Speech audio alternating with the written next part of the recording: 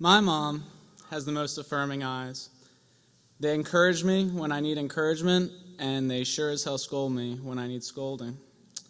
I often find myself reflecting on the different ways her eyes have influenced my decisions over the years. Like this one time, I was really young, but my love for Oreos burned very deep. Double stuffed, it's the only way. My mom was watching my brother play in the backyard while I was inside probably watching The Jungle Book on repeat or reading Silverstein's Giraffe and a Half. I started to jones for some Oreos, but did not want to ask for help. I got up and tried to reach for them in the highest cabinet in the kitchen. I pulled up a stool that was about as tall as myself and tried to reach on one foot when I started to fall backward, hit my head on the granite countertop, and split it wide open. My mom ran in screaming. Luckily, she stopped the bleeding and could get me to the hospital. The entire drive there, I watched her in the rearview mirror. Her eyes were jumping from the road to the back seat where I sat with a towel wrapped around my head. Her eyes did not show me disappointment, frustration, or even anxiousness. She was only worried.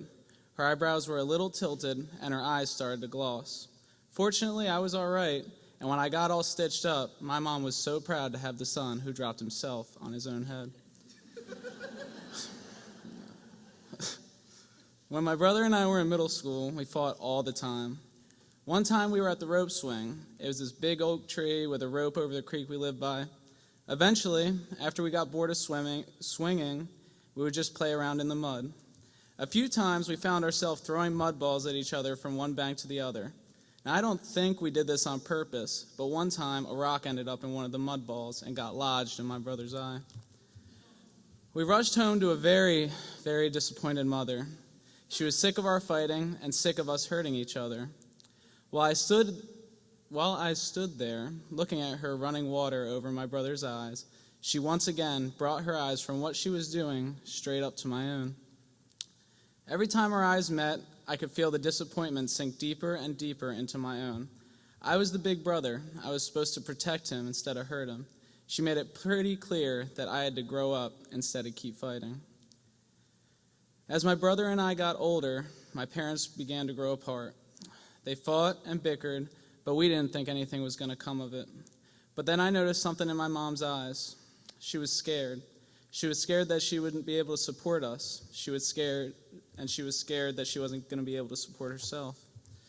But when we came home one night, I saw that panic and angst turn into a fire that began to fuel her. We started to see Mom studying. She started taking classes to go into nursing school, something she didn't know a thing about. Her biggest decisions at that time were between Tums and Pepto-Bismol for our stomachs. While we waited around at sporting events, she was studying. When we went to bed, she kept on studying. Every time she looked at us, it made her study harder, work longer, and do even better on her tests. Her eyes started to look tired, something I'd never seen her eyes turn to. But she kept pushing forward, one class at a time, until she finally graduated from nursing school and was on her way to becoming a self-made woman. This meant my parents could separate, live in different houses, and take care of us just as well as they did before. We never had separate Christmases, never went without the other, nobody ever had bad blood, but the most important thing was that Mom was happy. When she graduated, the bags under her eyes slowly receded, and she became proud of herself. Her eyes were lighting up every single day after work. My mom's eyes showed me a lot of different things throughout the years, but they influence me more than ever now. As a 23-year-old guy, I put all my love and care into my daughter of a dog, my relationship with my girlfriend, and I try to care as good for my mother as I can. That fire that cared for me, supported me, and backed me up through all the years is, at least I believe, inside me. Whether or not I can use it is up to myself. I can feel that fire start to motivate me as I grow up, not because I'm having kids anytime soon, sorry Mom, but because I have a few beautiful women in my life that I want to take care of, just like they have taken care of me. Thank you.